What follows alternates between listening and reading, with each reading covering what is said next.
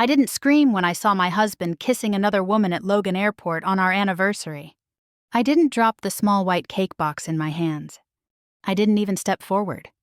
I just stood there in the International Departures Lounge, watching the man I had loved for 8 years wrap his arms around a woman who wasn't me, and listening as he calmly discussed how I was about to lose everything.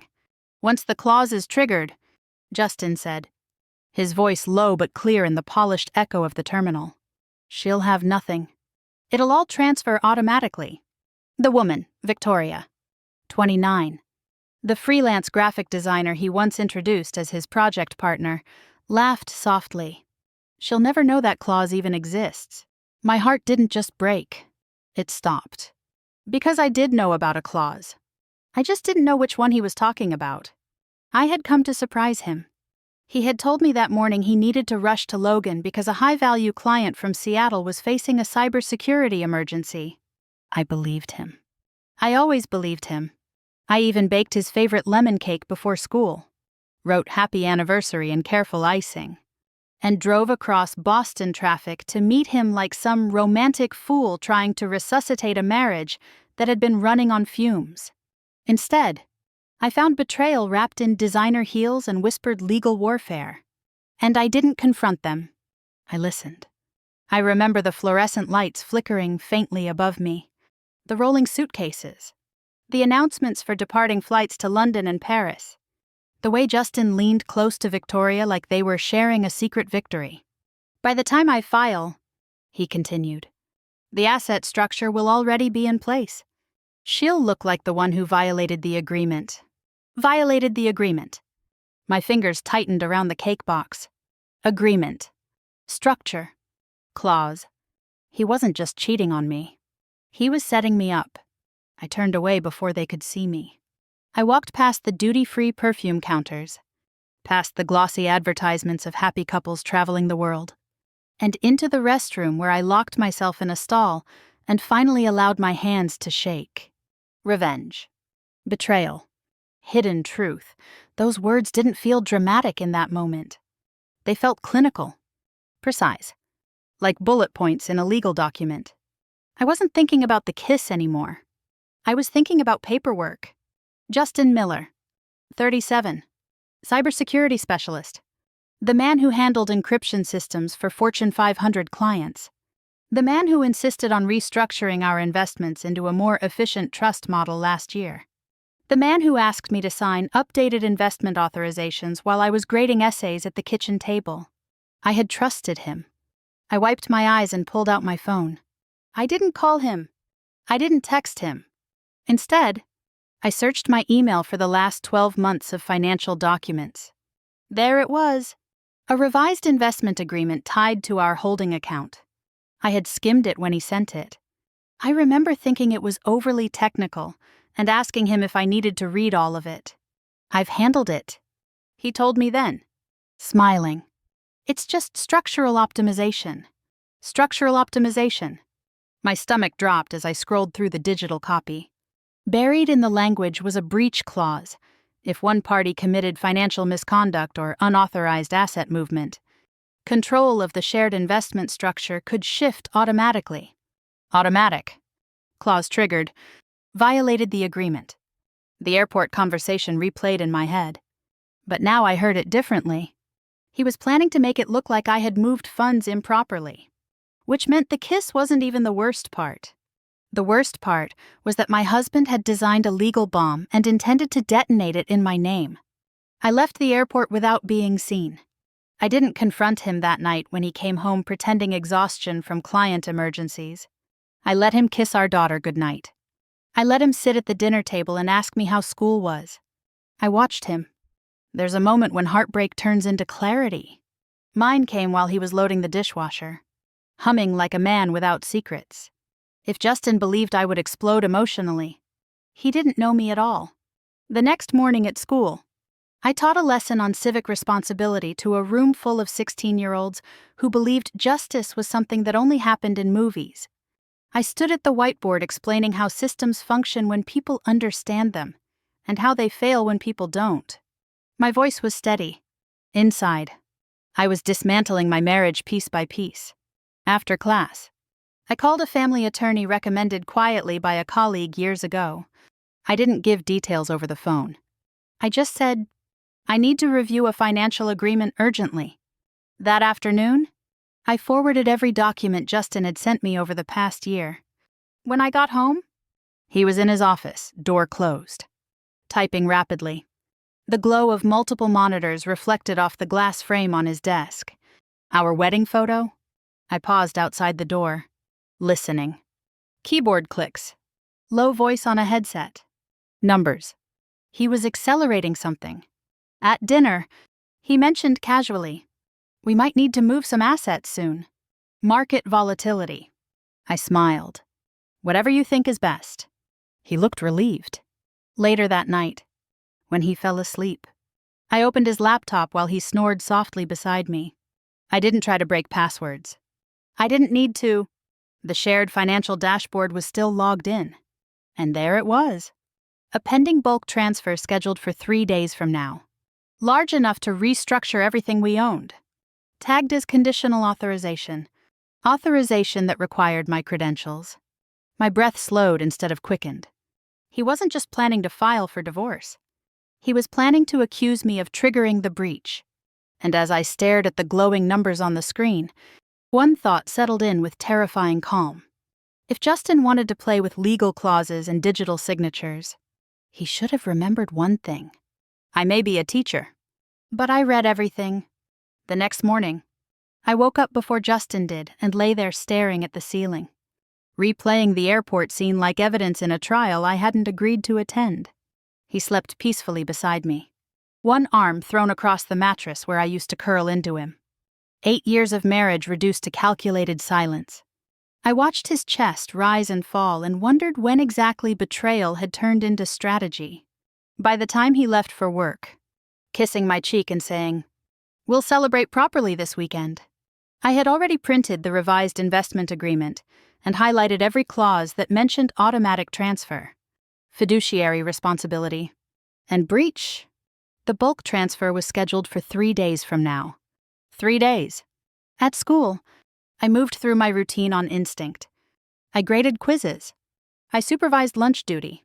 I reminded students about upcoming exams. On the outside, I was Jennifer Miller, 35, steady high school teacher in Boston. On the inside, I was dissecting a legal trap designed by the man who once promised to protect me. During my planning period, I stepped into an empty conference room and called the attorney I had contacted the day before. Her name was Elaine Porter. Calm voice. Direct questions. Start from the beginning, she said. So I did. The airport. The conversation about the clause. The scheduled transfer. The pending authorization under my credentials. She was quiet for a long moment. Do not confront him, she said finally. And do not authorize anything. Forward me every document. We need to see whether this clause is enforceable and whether he's structuring it to make you appear in violation. I think he is, I said. My voice surprised me with how steady it sounded. Then we move carefully, she replied. If he's planning to accuse you of financial misconduct, timing is everything. Timing. That word again. When I got home that afternoon, Justin was already in his office. The door was cracked open. I heard him speaking in that measured, professional tone he used with clients. Yes. Once the final authorization clears, the restructuring will be seamless, he said. No visibility from the outside. No visibility. I stood in the hallway, my pulse slow and controlled. He wasn't even trying to hide the fact that something significant was about to happen.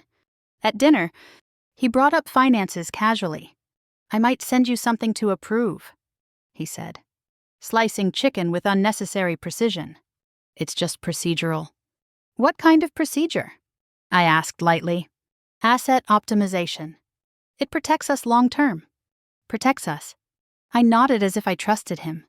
That night, after he fell asleep, I opened my laptop and logged into our shared financial dashboard again. The pending transfer hadn't moved, but something new had appeared. A notification banner. Pre-transfer verification required?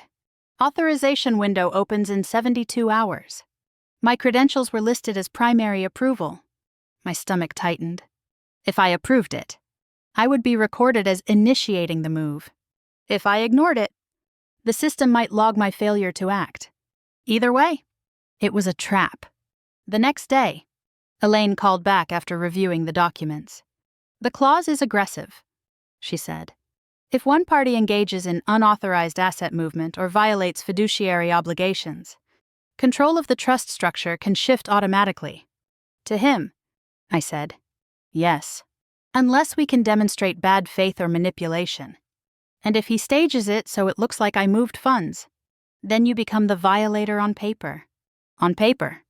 I thought about Justin's expertise in cybersecurity, his comfort with encryption, authentication protocols, back-end access logs. If anyone could manipulate digital credentials without leaving obvious fingerprints, it was him. "I need a forensic accountant," I said. "I was going to suggest that," Elaine replied. That evening, I paid attention to everything. The way Justin checked his phone constantly. The way he locked his office door when he stepped out. The way he mentioned market instability twice, as if planting justification in advance. At one point, he looked at me across the living room and asked, "You trust me with our finances?" "Right."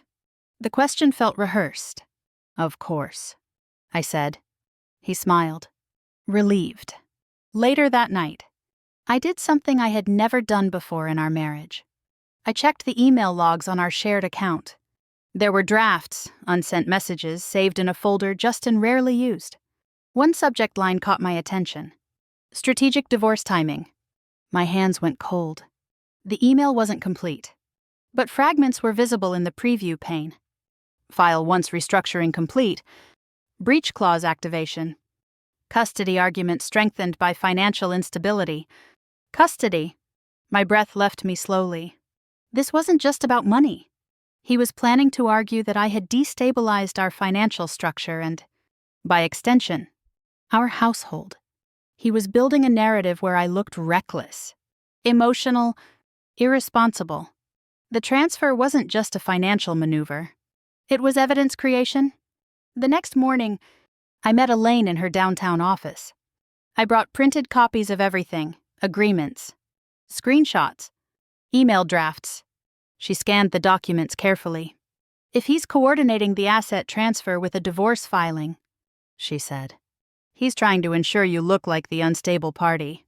He's already drafting language about custody," I replied. Elaine leaned back in her chair. "Then we prepare for 2 battles," she said. "Financial and parental. 2 battles." When I returned home that afternoon, Justin was unusually cheerful. "Big week," he said. "A lot of movement." I forced a smile. "How exciting," I replied. But that night, as I refreshed the financial dashboard again, I saw the authorization window had shortened. Pre-transfer verification opens in 48 hours. He was accelerating.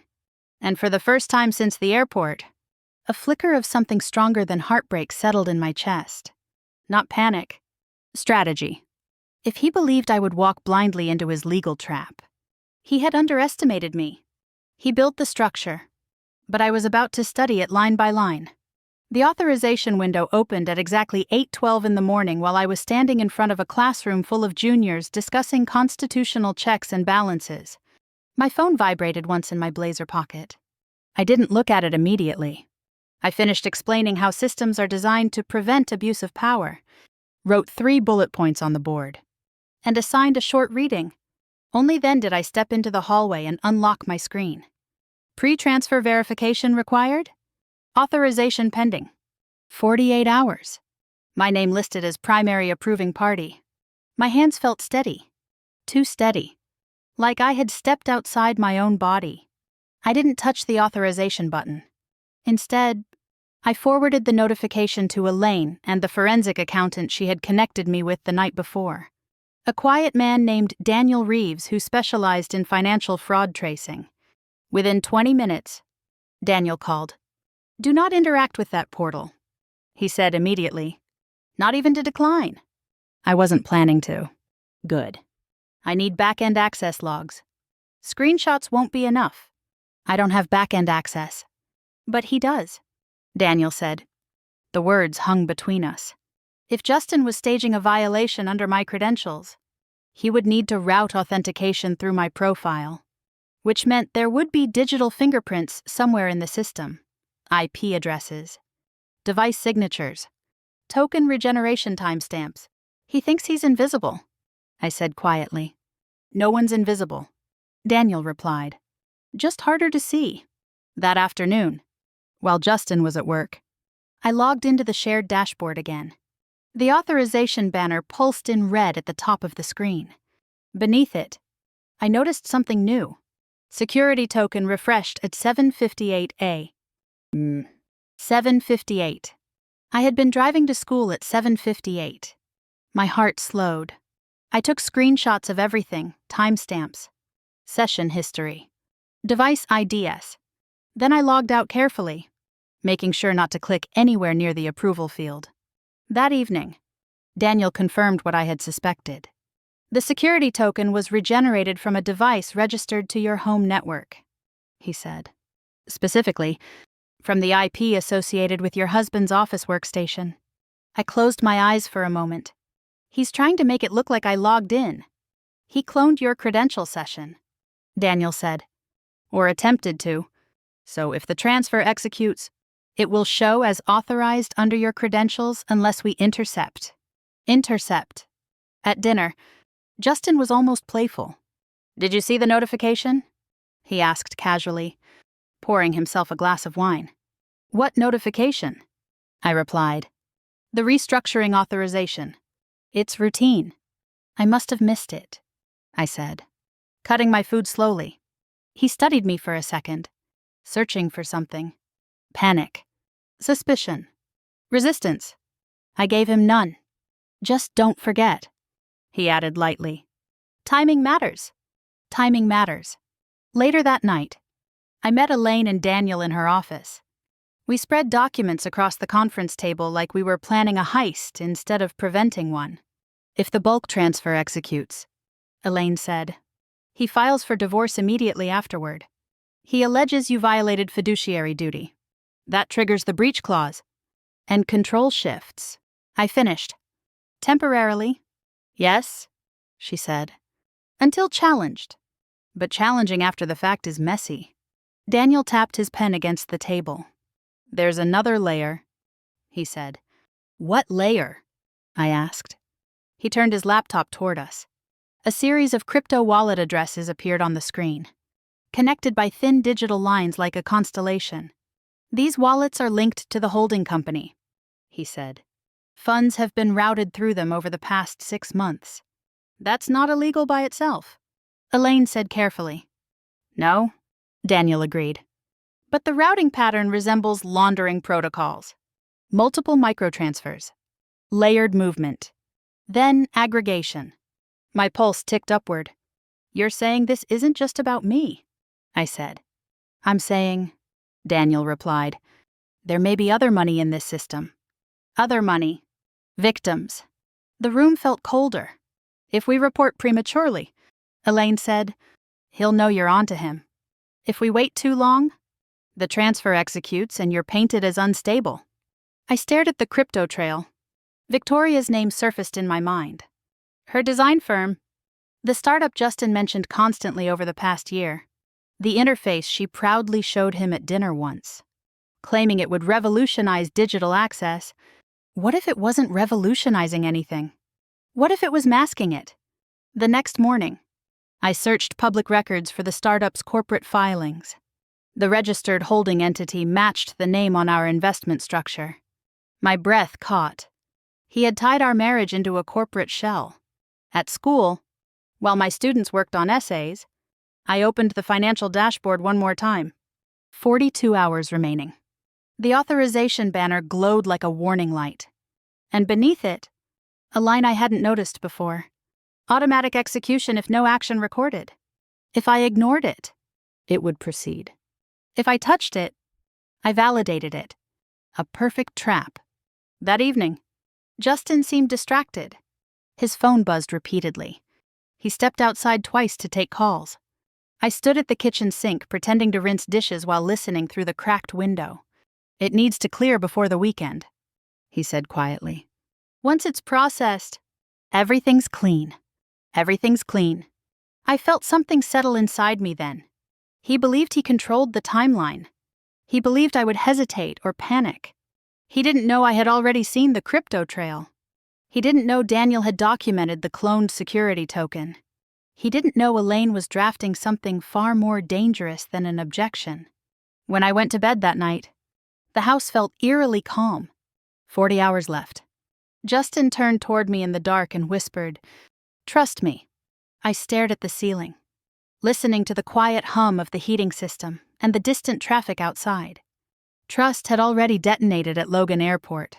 Now it was about evidence. And somewhere in the system he built to destroy me, a digital trail was beginning to glow. The first time I considered calling federal authorities, I was sitting in my car outside the grocery store, staring at my reflection in the rearview mirror and wondering when my life had turned into a crime timeline. 36 hours remained before the automatic transfer. The authorization banner still glowed red at the top of the dashboard, like a ticking clock no one else could hear. Daniel had spent the night tracing the crypto wallets tied to our holding company. That morning, he sent me a short message. "This is bigger than domestic asset restructuring." I called him immediately. "There are external deposits," he said. "Not just your marital funds. Third-party inflows routed through the same layered wallets. Investors," I asked. "Possibly? Or victims?" The word hung in the air. "If the pattern matches known laundering protocols," Daniel continued, "regulatory systems may already have flagged some activity. But if your husband accelerates the bulk transfer, it could consolidate funds and obscure prior routing. So the transfer isn't just about framing me," I said slowly.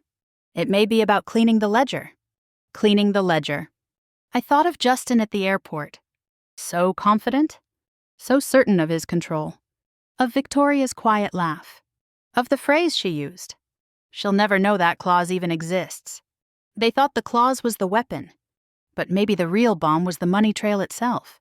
That afternoon, I met Elaine again. She closed her office door and listened carefully as I explained what Daniel had found. "If this crosses into multi-party fraud," she said, "federal jurisdiction applies, and if I report, you risk alerting him if investigators move too visibly," she replied. "But if you don't, and the transfer executes, you could be implicated by association." I leaned back in the chair, staring at the ceiling tiles. "He designed it so I'd look reckless," I said. "Financially unstable."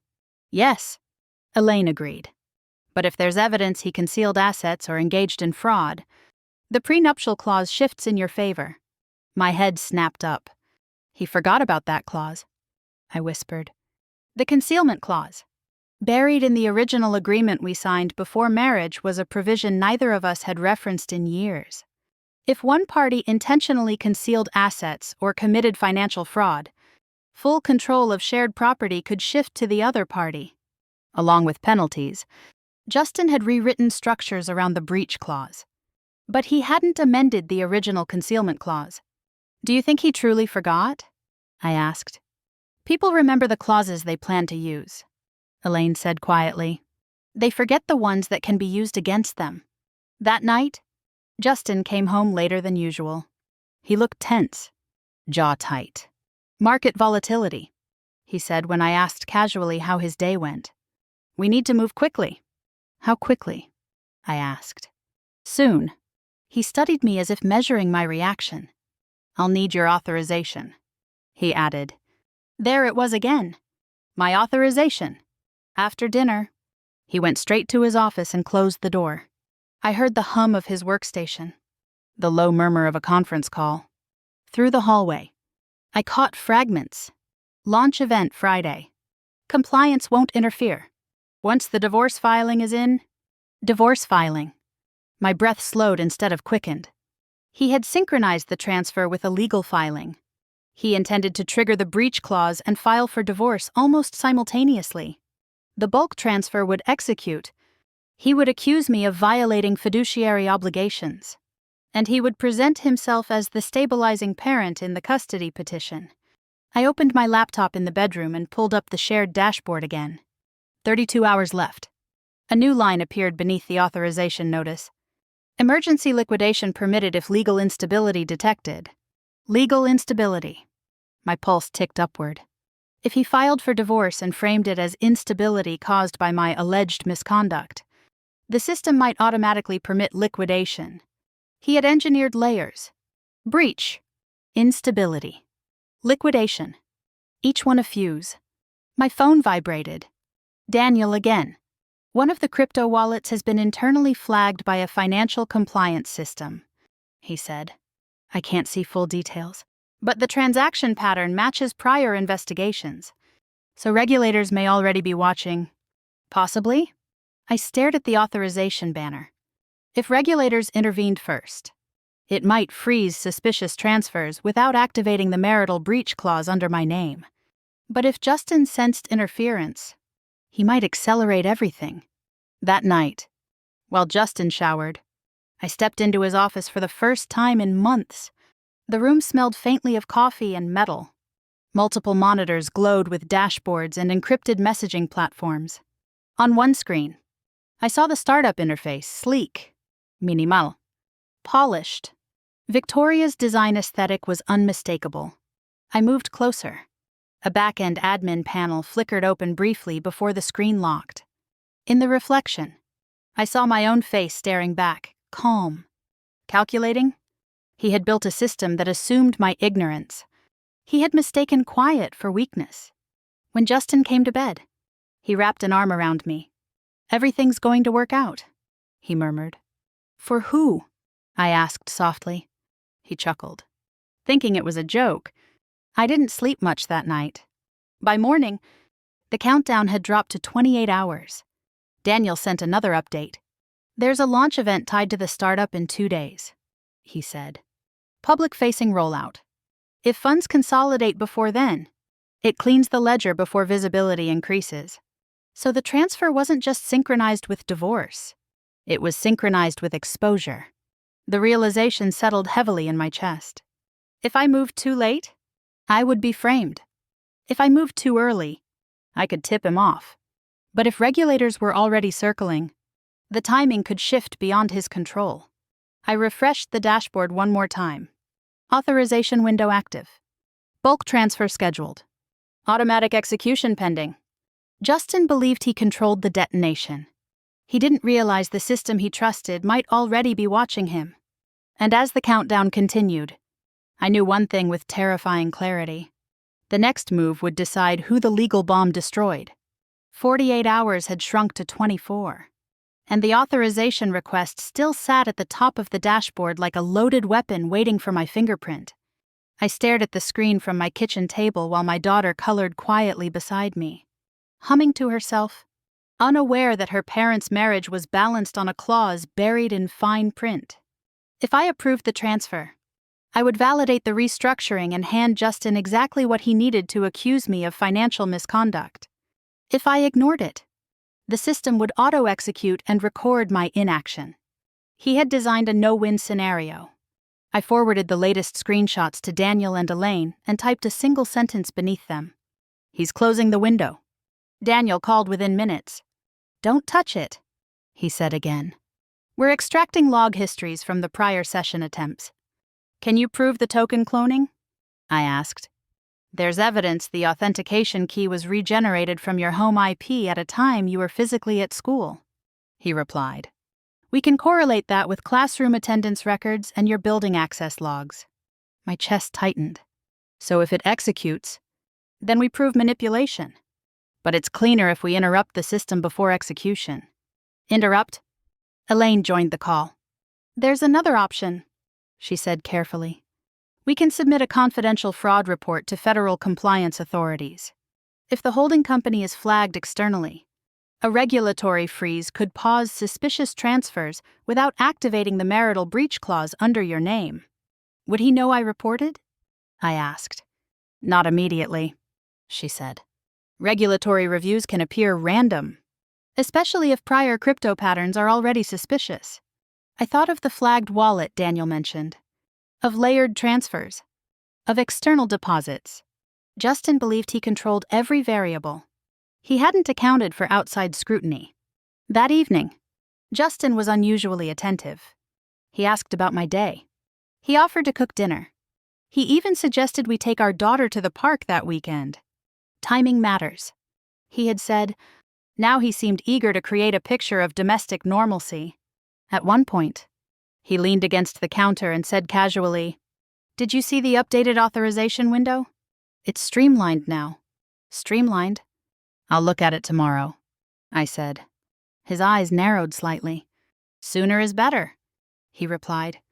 After he went upstairs, I opened the dashboard again. 22 hours remaining. A new detail caught my attention. Secondary verification attempted. Time stamped 2 hours earlier. I hadn't been near the system. My pulse steadied instead of racing. He was trying to push it through. I called Daniel immediately. "He's escalating," I said. "I see it," Daniel replied. "There's an authentication attempt routed through a proxy server. So he's masking location." "Yes. But masking leaves patterns too." That night, Elaine drafted the confidential fraud tip. It was clinical, factual, documented, credential cloning, suspicious crypto layering, coordinated timing between bulk transfer and divorce filing, potential concealment of marital assets. I read the draft 3 times before signing electronically. Submitting that report felt heavier than signing any document in my marriage, because once it was sent, there would be no quiet resolution. The next morning, while Justin was in the shower, I pressed send. Hours later, Daniel called. "Compliance review initiated," he said. "The holding account has been flagged for internal monitoring. Does that stop the transfer?" "Not yet," he said. "But it complicates it." That afternoon, Justin's phone buzzed repeatedly during dinner. He excused himself to take the call in his office. I stood outside the door without meaning to, listening. "Why would it be flagged?" he said sharply. "There shouldn't be any irregularity yet." "Yet." Silence. "No, don't escalate. That draws attention." "Draws attention?" When he returned to the table, his expression was tight. "Bank systems glitch sometimes," he said casually. "Routine compliance." "Of course," I replied. Later that night, Daniel sent another message. "The bulk transfer is now under elevated review." Elevated review. Not frozen. Not executed. Suspended in uncertainty. Justin stayed up past midnight, pacing his office. I could hear the rhythm of his footsteps through the wall. At one point, he emerged and asked, "Have you contacted anyone about the finances?" I looked up from the book in my lap. "Why would I asked softly. He studied me for a long moment. "Just checking," he said. The next morning, a formal notice appeared in the dashboard. "Temporary compliance hold pending review." My breath left my body slowly. The transfer was paused. But beneath the notice, another line appeared. "Automatic execution resumes if compliance review cleared." The hold wasn't permanent. It was a delay. Daniel called again. "The flagged wallet triggered cross-referencing," he said. "There may already be external complaints tied to the startup. And if investigators dig, they'll trace server access, including Justin's credentials." For the first time since Logan Airport, I allowed myself a flicker of something close to hope. But hope was dangerous. That evening, Justin's composure cracked slightly. He poured himself a drink without asking if I wanted one. "They're overreacting," he muttered. "Compliance departments love drama."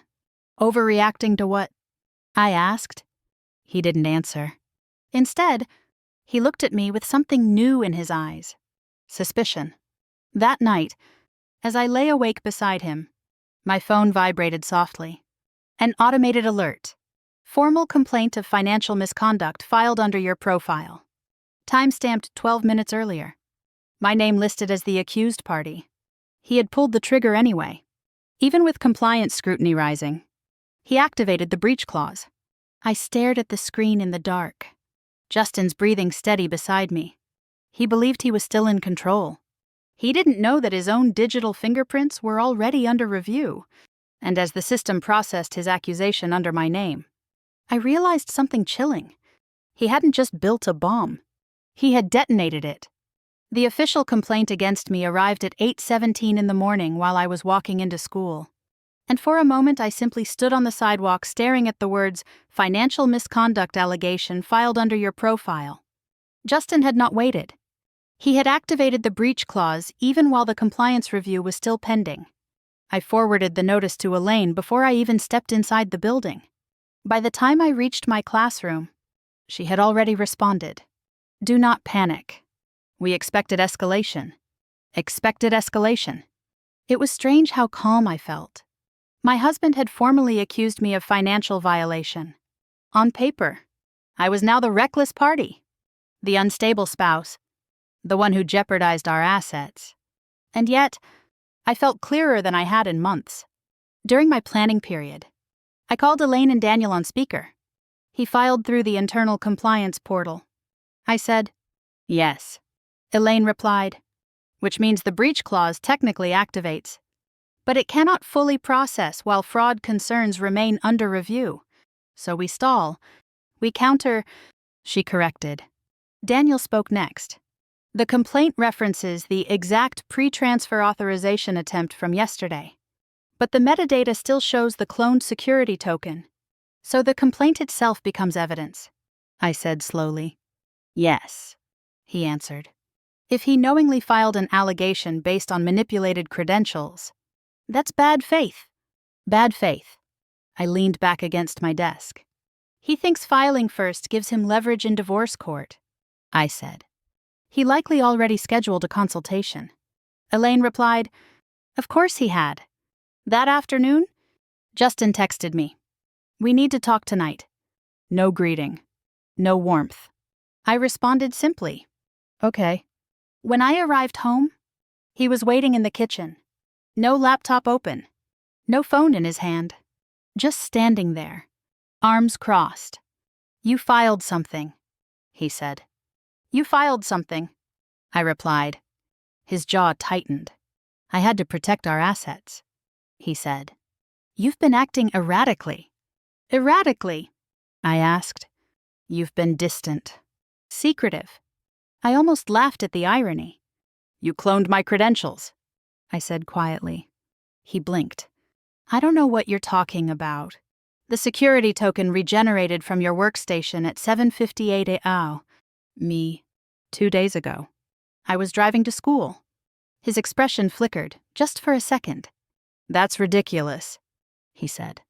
"You're misunderstanding technical logs." "I don't think I am." Silence stretched between us. "You're overreacting," he said finally. "This is exactly why I had to file. You're unstable." Unstable. The word felt rehearsed. "You've been consulting attorneys," he continued. "I can tell. So have you," I replied. He didn't deny it. Instead, he leaned forward slightly. "If you escalate this, you'll regret it," he said. "The custody implications alone." There it was. The real threat. Not money. Our daughter. I met his gaze evenly. "Do you really want a judge reading the authentication logs?" I asked. His eyes hardened. "You have no idea how deep this goes," he said quietly. Deep. I watched him carefully. Was that intimidation? Or fear? That night, Daniel called again. He attempted another authentication bypass. He said, "Two-factor prompt routed through a masked IP. He's trying to force the transfer." Yes. But the compliance flag is slowing back-end processing. So the hold is still active. For now. Elaine followed up with a different update. "I've filed an emergency injunction in family court," she said, "requesting suspension of the breach clause enforcement pending investigation into digital manipulation. You think the judge will grant it?" "Given the federal compliance review." "Likely." "Federal compliance review." The phrase felt surreal in relation to my marriage. The next morning, Justin left early. No goodbye. An hour later, Elaine called. He filed for divorce, she said. I closed my eyes. Grounds? I asked. Financial instability and reckless asset behavior. Of course. He's accelerating, she added. But so are we. By afternoon, Daniel confirmed that the holding company account had moved to elevated review status. Transactions above a certain threshold required manual clearance, which meant the bulk transfer could not execute automatically anymore. Justin had pulled the trigger, but the system wasn't responding the way he expected. That evening, he returned home pale. They're overstepping, he muttered, pacing the living room. Compliance departments have no authority to stall legitimate restructuring. Maybe they see something you don't, I said softly. He stopped pacing and looked at me. Did you report anything? He asked. I held his gaze. Why would I said again. He studied me, searching for cracks. I gave him none. Later that night, after he fell asleep, I refreshed the dashboard. The breach clause showed as pending review. The bulk transfer showed as delayed due to compliance escalation. And beneath it all, a new notification appeared. Regulatory inquiry reference number assigned. The system was no longer just internal. It had crossed into oversight. My phone buzzed with a final message from Elaine. The injunction hearing is scheduled for tomorrow morning. Tomorrow. Justin believed he had detonated the bomb under my name. He didn't realize the ground beneath him was already shifting.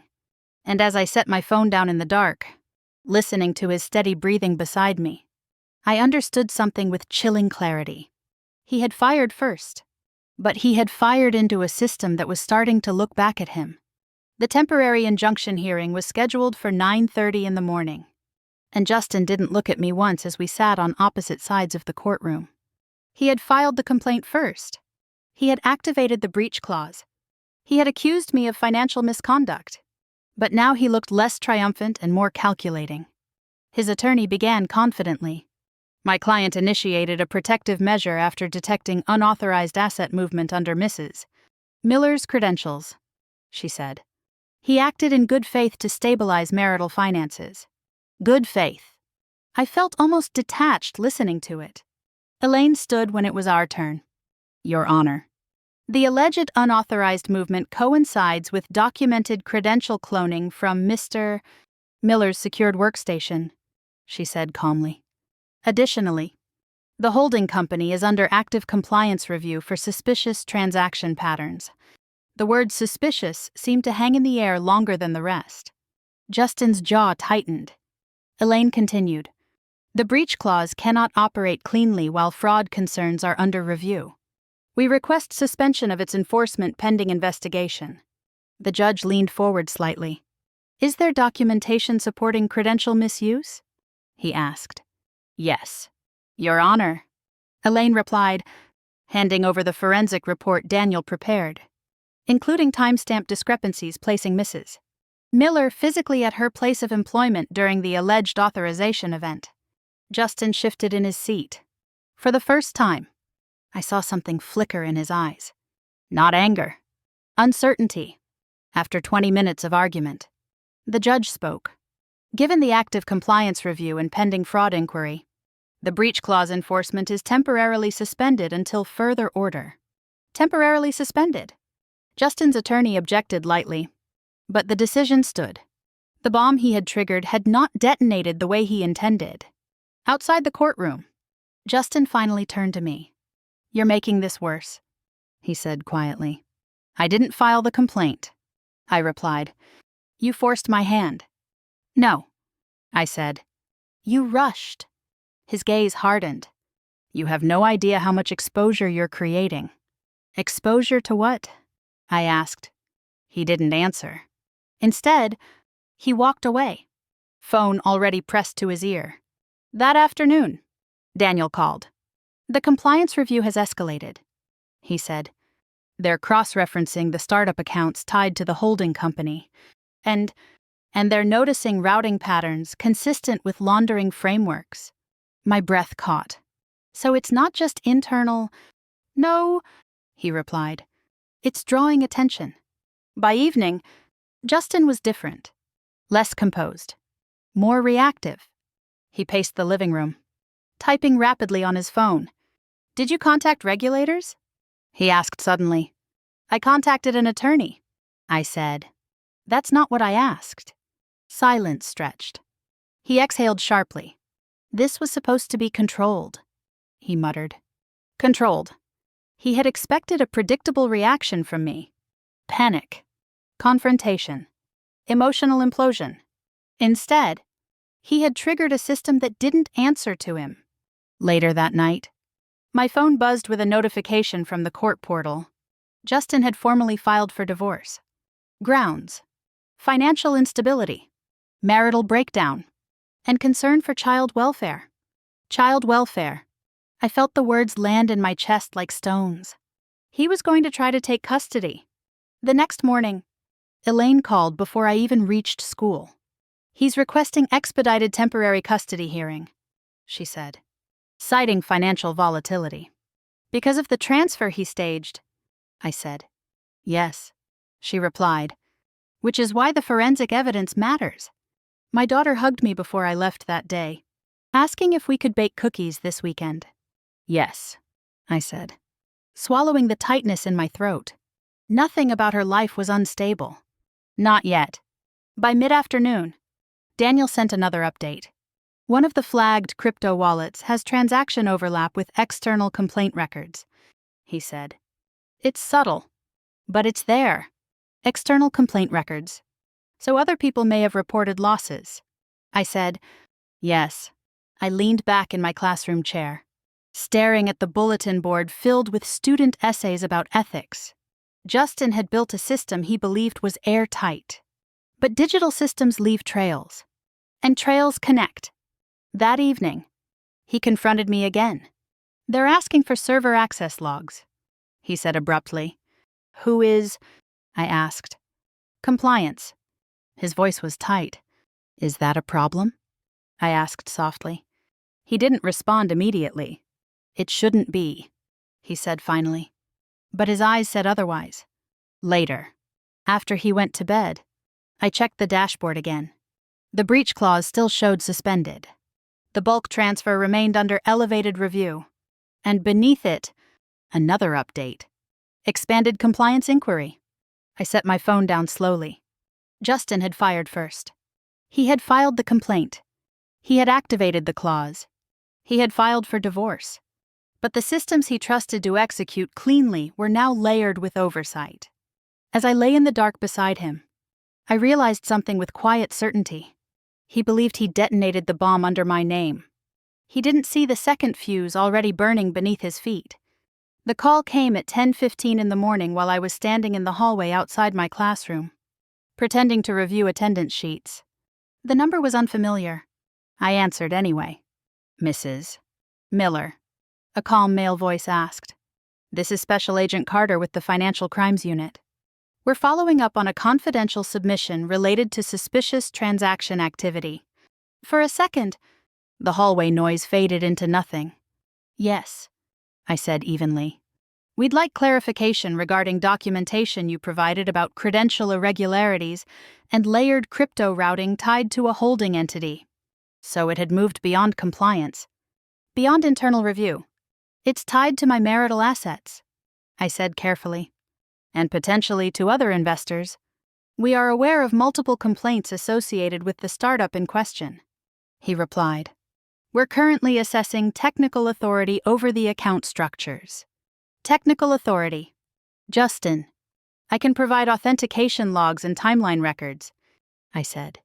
That would be helpful, he replied. We are particularly interested in credential regeneration events. When the call ended, I stood still for several seconds. This was no longer a defensive maneuver. It was an investigation. That afternoon, Daniel confirmed what the agent implied. The startup's primary operating accounts have triggered cross-complaint alerts, he said, which means regulators connected the wallet patterns to prior reports. And Justin? I asked. He's listed as technical architect in several back-end filings. I closed my eyes briefly. He had tied his name to the structure too tightly. By evening, Victoria's design firm website was offline. Her social media accounts disappeared one by one. LinkedIn profile removed.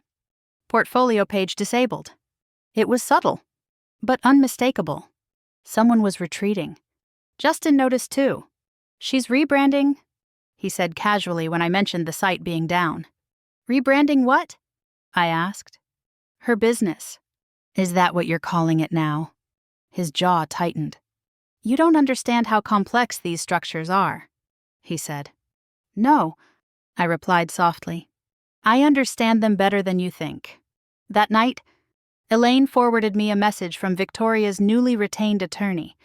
Her client was prepared to cooperate with authorities regarding transaction design elements in exchange for consideration. Cooperate? I stared at the screen. The alliance that once stood in the departure lounge at Logan Airport whispering about my financial destruction was fracturing. Justin didn't know yet. The next morning, my daughter asked if her father would be home for dinner. "Yes," I said, though I wasn't certain. When Justin walked in that evening, he looked different. Not angry. Not arrogant. Worried. "Have you spoken to anyone?" he asked abruptly. "About what?" "The startup." "I don't invest in startups," I said calmly. He studied my face as if searching for a crack. "They're overreaching," he muttered. "This is standard restructuring." "Is that what you told them?" I asked. He didn't answer. Instead, he poured himself a drink and stepped outside to make a call. Through the open window, I heard fragments. "No, she wouldn't. It's under control. They don't have enough to—" He stopped pacing. "They issued a subpoena," he asked into the phone. My pulse ticked upward. Subpoena. He came back inside 10 minutes later. Face pale. "Routine," he said quickly. "Nothing serious." "Of course," I replied. Later that night, Daniel called again. "It's official," he said. "A subpoena has been issued for server records and transaction logs tied to the holding entity. And Justin, his credentials are listed as primary access authority." I let that settle in my chest. For months, maybe years, he had operated under the assumption that digital manipulation equaled invisibility. Now every login attempt, every token regeneration, every proxy mask was being cataloged.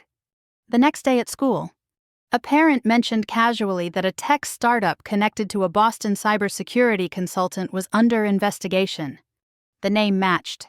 News was beginning to circulate. I smiled politely and changed the subject. But inside, something shifted. The narrative Justin had prepared for divorce court, unstable wife, reckless asset behavior, was colliding with an external storyline he could not script. That evening, he confronted me again. "You think this is clever?" he said sharply. "Dragging regulators into our marriage." "I didn't drag anyone," I replied. "The money trail did." His face hardened. "You've made this public." "No," I said. "You did when you tied our life to something you couldn't fully control." He stared at me for a long moment.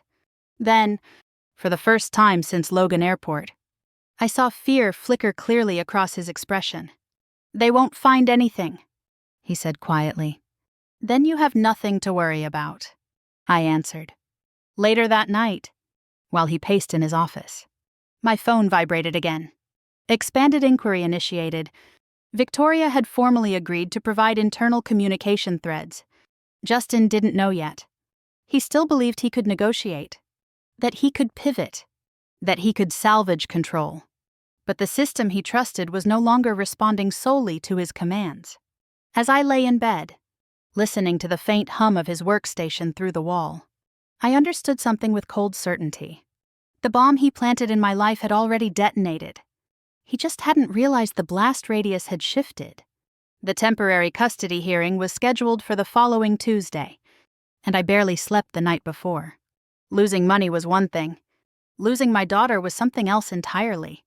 Justin had pushed for expedited review, citing financial instability and erratic behavior tied to the alleged asset movement. He wanted the judge to see me as volatile, unpredictable, reckless. He wanted to look like the stable parent. The courtroom felt smaller than I expected. too quiet. Too intimate for something that would determine the shape of my child's life. Justin sat at the opposite table beside his attorney. Posture straight. Expression carefully composed. If anyone walked in without context, they would see a calm cybersecurity professional seeking to protect his daughter from chaos. Chaos he created. His attorney opened confidently. My client acted to safeguard marital assets after detecting unauthorized financial activity under Mrs. Miller's credentials, she said. The instability that followed has created an unsafe environment. Unsafe. The word cut deeper than financial misconduct ever had. I felt Elaine's hand brush lightly against my arm. Grounding me, Justin's attorney continued. Mrs. Miller has demonstrated erratic responses to financial restructuring. We have documentation showing tension, raised voices, instability within the household. She slid a folder toward the judge. Inside were transcripts of recorded arguments, snippets of moments when I had confronted Justin about unexplained transfers months ago, words stripped of context. He's hiding something. This doesn't make sense. You're not telling me the truth. They sounded hysterical on paper. Justin never looked at me. When it was Elaine's turn, she stood slowly. Your Honor, context matters, she said calmly. The alleged unauthorized transfer has been linked to credential cloning from Mr. Miller's secured workstation. The judge glanced down at the documents. We have forensic metadata placing Mrs. Miller physically at her place of employment during the time-stamped authorization attempt. Elaine continued. Additionally, the holding company is under active federal compliance review for suspicious transaction activity. Justin's head lifted slightly at that. Elaine placed another document on the bench. This is the official notice of expanded inquiry. It includes subpoena requests for server authentication logs tied to Mr. Miller's access credentials. The courtroom shifted. Justin's attorney attempted to object, but the judge raised a hand. Are you suggesting coordinated financial concealment? The judge asked. We are suggesting intentional manipulation of digital credentials to manufacture grounds for breach, Elaine replied. Silence fell. I felt my heart steady instead of race. For the first time since this began, I wasn't on the defensive. Justin's attorney pivoted quickly. The existence of an inquiry does not imply wrongdoing, she argued. My client is cooperating fully. The judge nodded slightly but didn't look convinced. He turned to Justin directly. Mr. Miller, are you the primary technical authority over the holding company accounts? Yes, Justin replied, voice controlled. And were you responsible for the restructuring process? Yes. And you filed the financial misconduct complaint?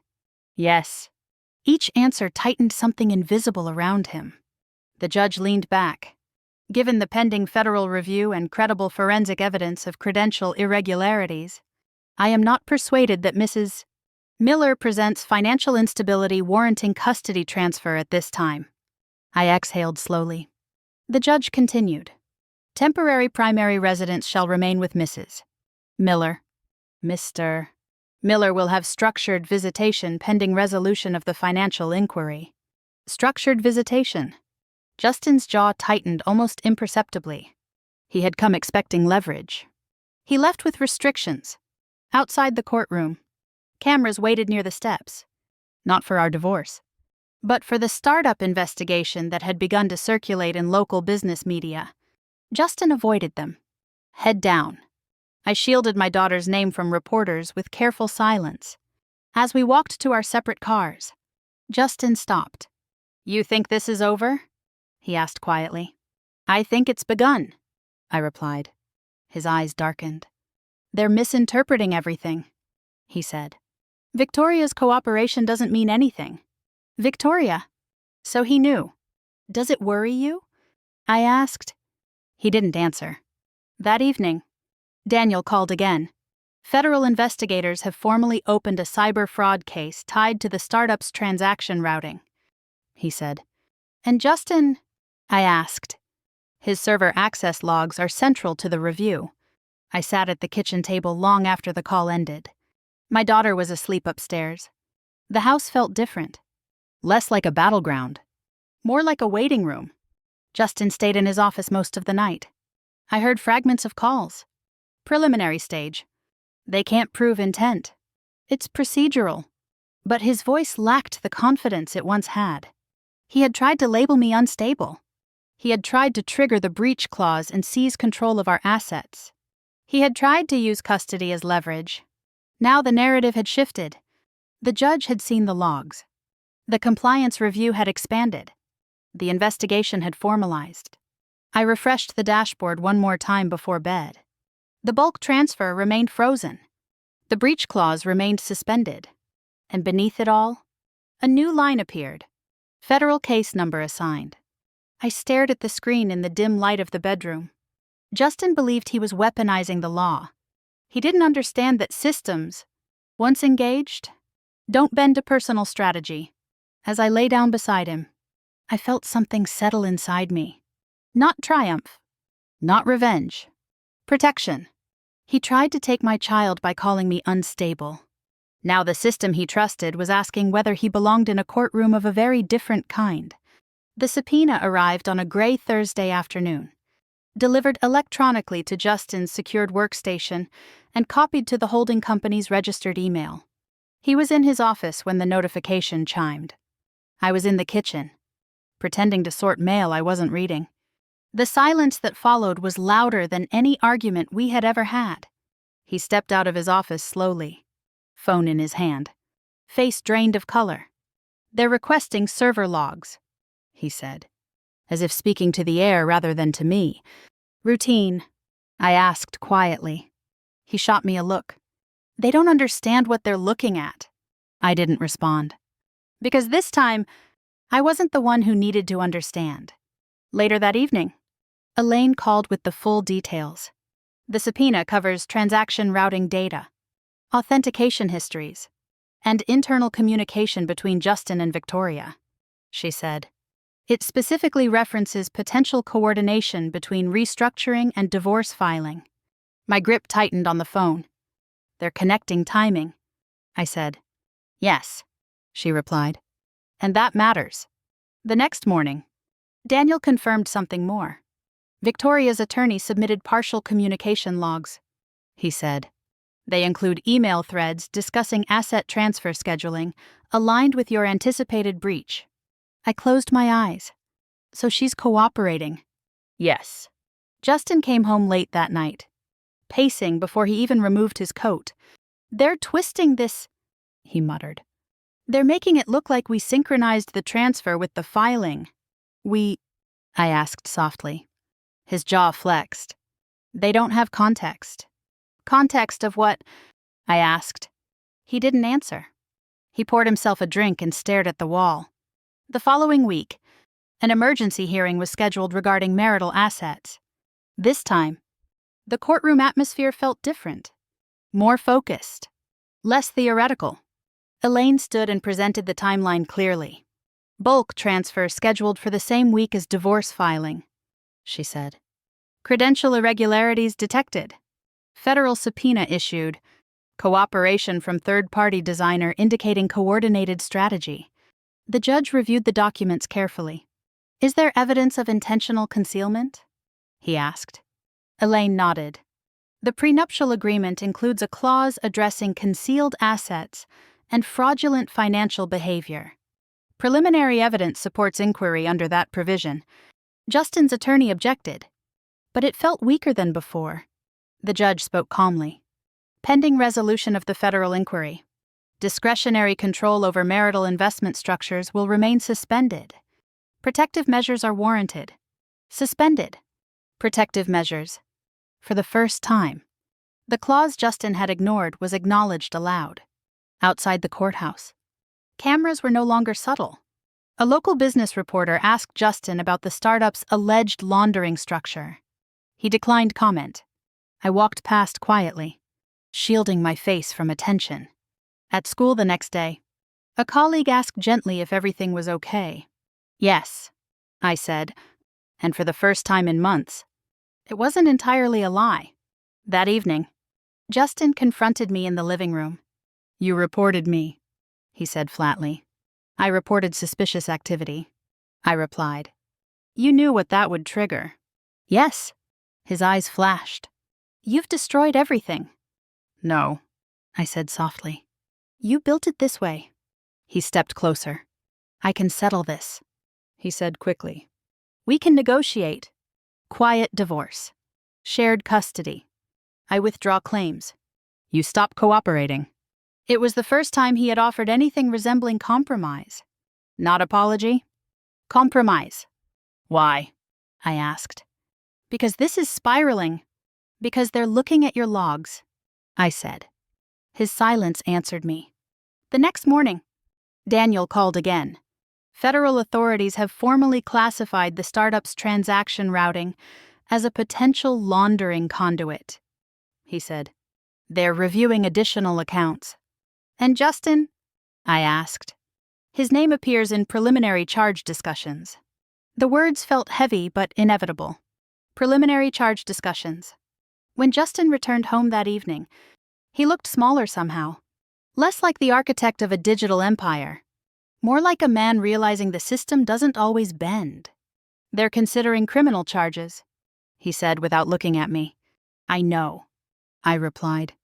Victoria is cooperating, he added. I know that too. He let out a slow breath. I was trying to protect what we built. You were trying to erase me from it, I said quietly. He didn't argue. That night, after he fell asleep on the couch, I opened the dashboard again. The bulk transfer was permanently blocked pending investigation. The breach clause remained suspended. And beneath it all, a new notation appeared in the case reference. Federal Criminal Inquiry active. I closed the laptop slowly. He had built a legal bomb to erase me. He had synchronized timing, manipulated credentials, drafted custody language in advance. But he had underestimated something fundamental. Systems leave records. Records leave trails. And trails don't disappear just because someone is skilled enough to hide them temporarily. As I turned off the lights and stood in the quiet house, I felt no triumph. Only clarity. He thought the law was a weapon he could aim at me. He never imagined it would become the force that closed in around him. The indictment became real the moment Justin's name appeared on the federal docket. I was in Elaine's office when the notification came through. Preliminary criminal charges filed. Cyber fraud. Financial concealment. Unauthorized credential manipulation. The words looked clinical on the screen, almost detached from the life they were about to dismantle. Elaine read the summary carefully. They're alleging intentional routing of funds through layered crypto wallets, she said, and deliberate coordination between asset restructuring and divorce filing. I nodded slowly. So it's not just investigation anymore. No, she replied. It's prosecution. Justin was served that afternoon. He didn't say anything when he came home. He walked past me, into his office, and closed the door. For hours, there was silence. No pacing. No phone calls. Just quiet. Later that evening, he stepped into the living room and sat across from me. They're overstating this, he said. Are they? I asked. Victoria is exaggerating her role to save herself. She's cooperating, I said evenly. She's protecting herself, he corrected sharply. And you weren't. He looked at me for a long moment. You forced this, he said. I didn't answer. Because the truth didn't require defense anymore. The next morning, Elaine called with another update. Victoria has formally agreed to testify regarding internal communication timelines, she said. She's provided emails referencing synchronization between asset transfer and custody strategy. Custody strategy. So it was written down somewhere. Justin's plan to frame me as financially unstable wasn't just implied. It was drafted. By afternoon, the final custody hearing reconvened. This time, the courtroom felt heavier. Less about suspicion, more about consequence. Elaine stood first. Your Honor, since the last hearing, federal prosecutors have filed preliminary charges against Mr. Miller related to cyber fraud and asset concealment, she said. The judge nodded. I've reviewed the filings, he said. Justin's attorney attempted to redirect. These are allegations, not convictions. Allegations supported by forensic evidence. Elaine replied calmly. She placed printed email excerpts before the bench. Subject lines. Timing coordination. Language referencing breach activation followed by divorce filing. The judge read silently. Then he looked at Justin. Mr. Miller, did you intend to initiate asset restructuring concurrent with filing for divorce? Justin hesitated. Yes, he said finally. And did you draft custody language referencing financial instability? Yes. The courtroom felt impossibly still. And were you aware that the restructuring was under compliance review at the time you filed a complaint against your spouse? Justin swallowed. Yes. That single word carried weight. Elaine rose again. The prenuptial agreement includes a clause transferring control of marital assets in the event of intentional concealment or fraud, she said. Preliminary evidence supports application of that clause. Justin's attorney objected again. But the judge's expression had shifted. Given the federal charges and documented coordination, he said slowly, I am prepared to issue a final custody ruling. My breath felt trapped somewhere between fear and relief. Primary physical and legal custody will remain with Mrs. Miller, he continued. Mr. Miller will have structured visitation pending the outcome of criminal proceedings. Structured visitation. Final. Justin didn't look at me. He stared straight ahead. The judge continued. Regarding marital assets, discretionary control remains with Mrs. Miller pending resolution of the fraud allegations. The concealment clause appears applicable subject to final adjudication. Applicable. The clause he had forgotten. The one he never anticipated needing to defend against. Outside the courthouse, reporters were no longer whispering. They asked about the startup collapse, about the alleged laundering conduit, about the cybersecurity consultant facing federal prosecution. Justin declined comment. I walked quietly to my car. That evening, he asked for one final conversation. I can settle this, he said. Settle what? You stop cooperating. We negotiate a quiet divorce. I accept reduced custody terms. And the charges? I asked. I'll handle them. Handle them. This isn't about handling anymore, I said quietly. It's about accountability. His shoulders dropped slightly. You don't have to destroy me, he said. I didn't build what destroyed you, I replied. He didn't argue. For the first time since Logan Airport, there was no arrogance in his expression, only exhaustion. Later that night, my daughter asked if everything was okay. Yes, I told her, brushing hair from her face. And this time, I meant it. When I refreshed the dashboard one last time, the bulk transfer remained permanently blocked. The breach clause had been neutralized, and the prenuptial concealment clause sat at the center of everything. He had believed he was using the law as a weapon. He had drafted strategies, manipulated credentials, synchronized filings. But systems respond to evidence, and evidence had accumulated. As I turned off the lights and stood alone in the quiet kitchen, I felt something settle that wasn't revenge. It was equilibrium.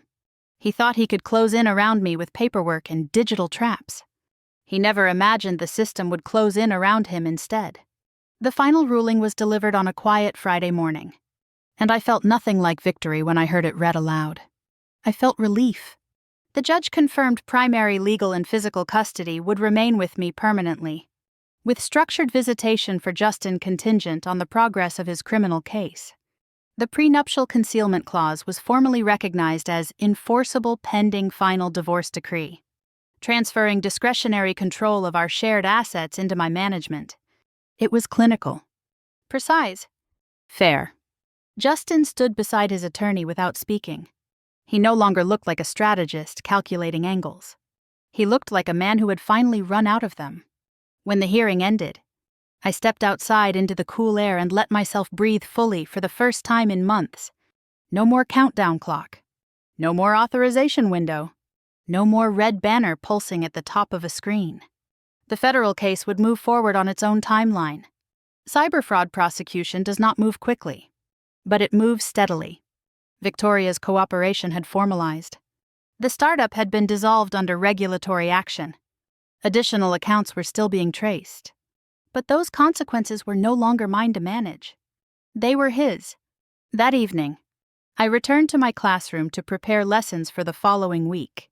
I stood at the whiteboard and wrote a new topic for discussion: integrity in systems. My students didn't know how literal that lesson had become for me. They only saw a teacher explaining how power can be misused and how safeguards exist to protect fairness, if people are willing to understand them. When I drove home, my daughter ran toward me in the driveway, arms wide. "Are we baking cookies tonight?" she asked. "Yes," I said, kneeling to hug her. And that was the moment I understood what this entire fight had really been about. Not money, not revenge. Protection. Later that night, while the cookies cooled on the counter, I opened the refrigerator and saw the small white anniversary cake box I had never thrown away. I held it in my hands for a long moment before finally placing it in the trash. Not because it didn't matter, but because it no longer controlled me. Justin called once more before the weekend ended. His voice was quieter than I remembered. "They're offering a plea framework," he said. "That's your decision," I replied. "I never meant for it to go this far." "It didn't," I said softly. "You did." There was a long silence. "I thought I could control the outcome," he admitted. "I know," I answered. After I hung up, I stood in the kitchen looking at the quiet house. The same walls, the same floors, but everything felt different. He had tried to use a legal clause to erase me, financially unstable, emotionally reckless, unfit. He believed knowledge was power only when he held it. What he forgot was that knowledge works both ways. When someone tries to bury you in paperwork, read every line. When someone manipulates digital systems, document every trace. Revenge doesn't always look like shouting or humiliation. Sometimes it looks like patience, evidence, timing. Sometimes it looks like refusing to panic. The law he tried to weaponize didn't bend for him. It responded to proof, and proof was something I learned to collect quietly. I don't celebrate what happened to Justin. Criminal charges and public fallout are not trophies. They are consequences. But I do honor what I protected. My daughter's stability, my own dignity, my ability to stand in a courtroom without fear. If you've ever faced betrayal that felt larger than you, financial, emotional, legal, remember this. Understanding the system is not manipulation. It is survival. If someone ever tries to trap you with clauses and credentials, don't explode. Study. If this story resonated with you, I'd love to hear your thoughts. What would you have done in my place? Have you ever uncovered a hidden truth that changed everything? Share your experience in the comments. Your voice might help someone else who feels cornered right now. And if you believe in quiet strength, smart revenge, and stories where the tables truly turn, stay with this channel. Subscribe so you don't miss the next story where justice unfolds one clause at a time. He tried to erase me with a legal bomb. I answered with clarity. And sometimes, that's the only revenge you need. This story is fictionalized for dramatic effect.